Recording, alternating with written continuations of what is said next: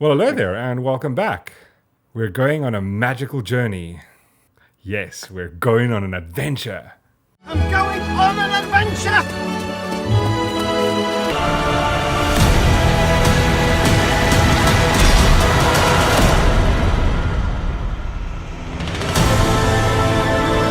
No! God, please, no! No! Right. With me again, I've got the Dark Lord of the Sith. Pronouns is Dark Lord and Darth. Is that correct, Darth Sean? Welcome to the show. That is correct. Yes. He does us a great deal of justice, standing in the way of any wokeness. That's the fight he does every day for us. So, come, let's all be respectful. You're welcome.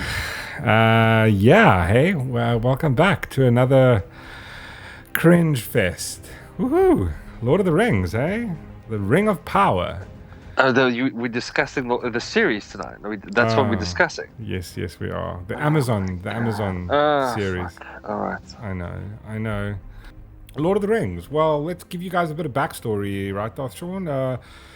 They bought it from the Tolkien Foundation or whatever the hell. I was very excited when I heard the news. I was like, oh, awesome. A fucking series, great. Yeah, Lord of the Rings, Tolkien. And also now for you guys who don't know, this is now set about 1,000 to 2,000 years before, the story of The Hobbit, which is before the Lord of the Rings. And that's where this kind of takes place. Now, apparently Jeff Bezos is a massive fan of the series, really loves it. As far as we know, they're probably going to be spending about $1 billion.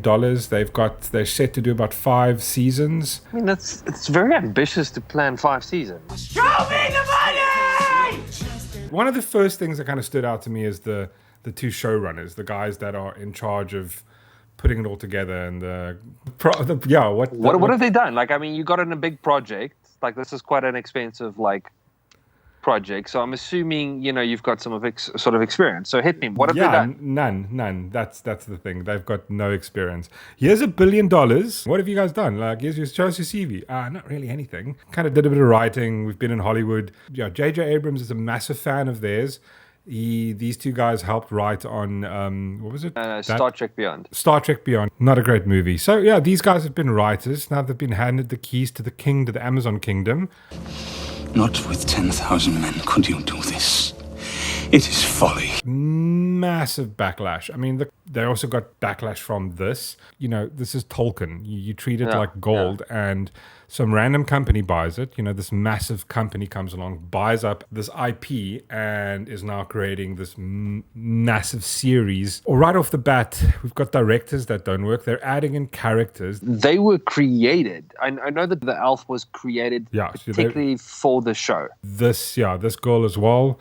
So now also people are very upset because some human chick was created and this dark elf which was created. Now, one of the issues that they're having is they've got to kind of narrow it down and set it in a certain timeline and, have these people not die. But that's the sort of the thing that Tolkien was trying to portray, is that elves live these massive long lives and humans don't. So they just they come and they go. If Sauron is defeated and Aragorn made king and all that you hope for comes true, you will still have to taste the bitterness of mortality. But the issue is obviously with running a show, you can't get, fans falling in love, the audience falling in love with a specific character because 3 episodes later they're dead because it's, 100 years have passed. Yeah. But this is the thing that Tolkien was trying to portray to us. So that was one issue that a lot of people were having with it, the fact that they created the 2 characters. But apparently these 2 fall in love. Now, there's another issue in sort of the Tolkien vibe. As far as Tolkien is concerned, there's only been 3 interspecies, interrace relationships, like a human and an elf. The one was, from Lord of the Rings was Arwen and Aragorn. Then there was another one set in the first age, and then there was one in the second age. It's not this, unfortunately. The fans, obviously, they have ratioed the trailers, the UK trailers, all of that. They've ratioed it hard. The dislikes are far above the likes. Obviously now Amazon's. Did you see that the interview with the what are they called, the super fans? Oh yes. You mean this interview? The Fellowship of Influencers. Breathtaking. Because we're getting like more diversity within this series. Who's fighting? Why are they fighting? Literally. Where are we? That interview. So cringe. That is ultimate cringe, and this is no. To tell you something funny. Obviously it's been unlisted. Amazon realized, listen, they're doing like damage control. They've removed that. Thanks to Nerdrotic, who actually went and looked. These people, actually, they're just influencers that Amazon hired to sit down and talk about Lord of the Rings. Don't know shit. They aren't super fans. They don't know anything. All three of them have YouTube channels. Not a single one of them have ever created anything remotely about Tolkien. Nothing. Not Lord of the Rings, not The Hobbit, not anything remotely. But somehow they're super fans that know about Lord of the Rings. And that's also another thing where you pissed off the community because you pretended that these people were excited. And that's not the cherry on the top. This was representative, diversity, inclusive, Female representation. representation, diversity. Keep your forked tongue behind your teeth. And that's what people have an issue with. You're implanting these political issues, this intersectional feminism, just this woke shit into Tolkien. And you don't need to, because he addresses all of these things. No man can kill me. I am no man. My issue here is, like, when I watch Lord of the Rings, regardless of what show it is, let's pick Lord of the Rings, Harry Potter, whatever is your cup of tea. I watch Lord of the Rings to escape reality. Yes.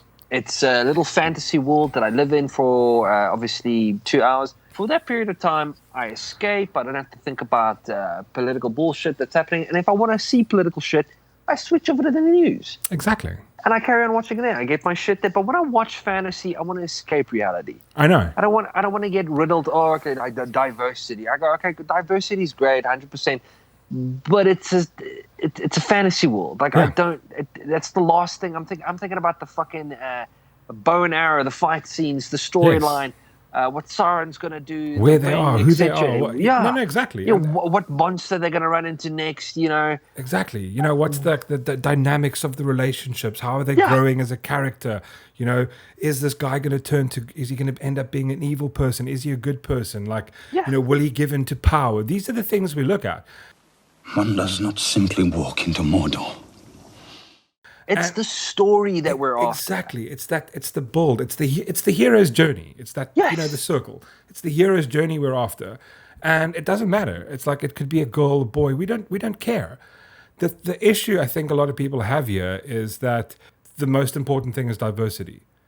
No, it's not. It's like what Peter Jackson. Yes. One of the interviews he does, he says, they didn't want to touch Tolkien's work. Yes, they didn't. They just wanted to portray the message or the story as is. They didn't want to add in anything new. They just wanted to portray the story. And I think they did that. And I think they did a great job. With this Amazon thing is, look, I hope it's good. Don't get me wrong. I really hope, but I'm really worried that I from what I've seen, I'm going, it's going to be a pile of crap. It must be taken deep into Mordor and cast back into the fiery chasm from whence it came. Exactly, and that's the thing. And getting back to my point, when they play these super fans that they get, what is the first thing they say? They're going like, it's awesome to have like all these diverse characters. It's awesome that these issues are addressed. Like Tolkien addresses these issues. In his magical fantasy world, there are different species and races. That's like, you can watch that and go like, oh, wow, I can relate to that. And he addresses these issues his way. But you're going, that's not enough. Oh, hey, there's someone that looks just like me. That's absolutely ludicrous. What kind of retarded mind watches that and goes like, I can't enjoy this because there isn't someone that's got the same skin pigment as I do? Like, what? There's no one there that's Arab like I am. That sucked. There weren't no Christians in there. No one, who thinks like that, bigots think like that. And people are doing it now because it's kind of on trend. It's like, oh, it's just trendy to do that. Like, yeah, man, diversity's cool. I don't know. You watched the trailer. Did you see anybody, like any disabled people in there? Did we see any transgender people? Did we see any Muslim people in there? Any Christian people? I also didn't see any like Asians or... Yeah, you didn't see any of that. But somehow, we see a person of color and they go, oh, wow, yeah, best day ever. This is amazing. All these people watched Lord of the Rings regardless of that because he addresses it in his way. I will be dead before I see the ring in the hands of an elf. Give the ring to no one trusts an elf. And that's the issue. The issue is, yeah, you're fucking with the source material. That's the end of the day. That's what you're doing. And this is why people are upset. And it's going to fail because it's going to be like Game of Thrones, right? Because there's the writer, and then they go halfway through. Well, in Game of Thrones, halfway through, they went, oh, let's fire the writer. We'll do it on our own. And what happened? Ended up being completely shit. Star Wars the same. Yeah, these directors are just going to do this, take over the story, George Lucas's story, and they completely screwed it up.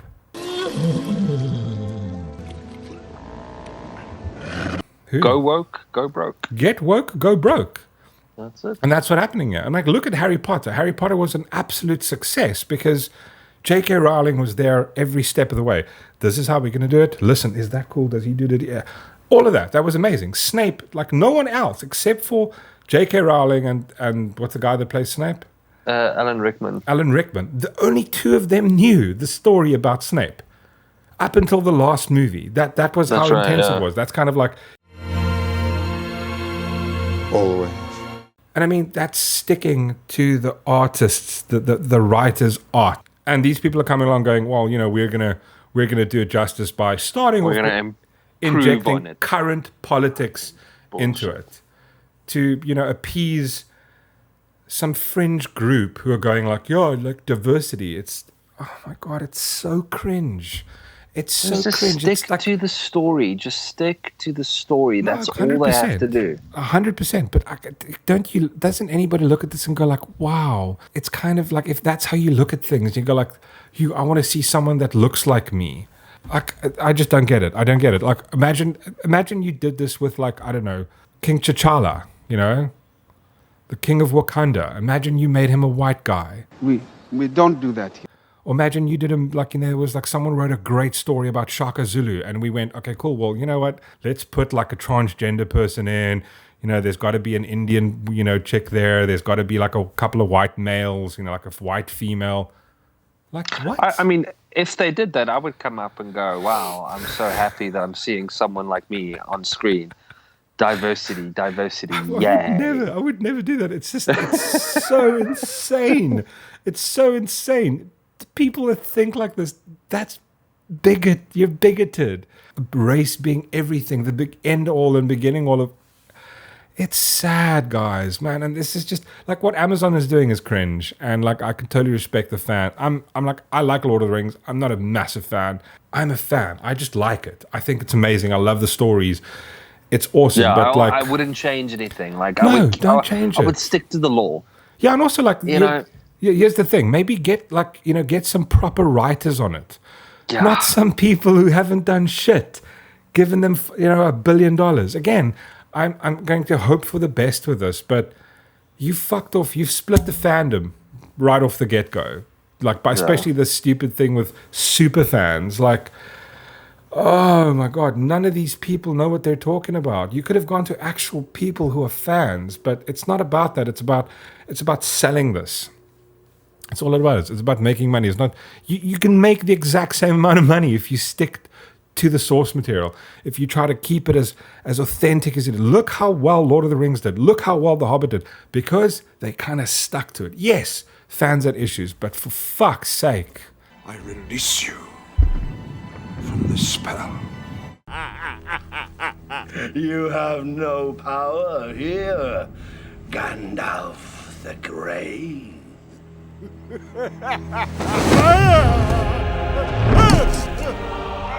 I will draw you, Saruman, as poison is drawn from a wound. Well, thanks so much for watching. Thanks so much, Darth Sean, for being here. That was awesome. At least you know, now you know. And, thank you for sharing that with me. I appreciate it. Yo, you sound so sincere. Fucking amazing. Wow. I love calling you. Yeah, this is so much fun. Well, that's why I don't go to the light side. Well, thanks, guys. Make sure to, leave a comment, help the channel out and subscribe, share it. That really helps a lot. But please leave a comment. That's really cool that you can do. And also if you didn't like it, hit the dislike button, because no one can see that. Thanks, YouTube. Anyway, thanks for watching. Cheers.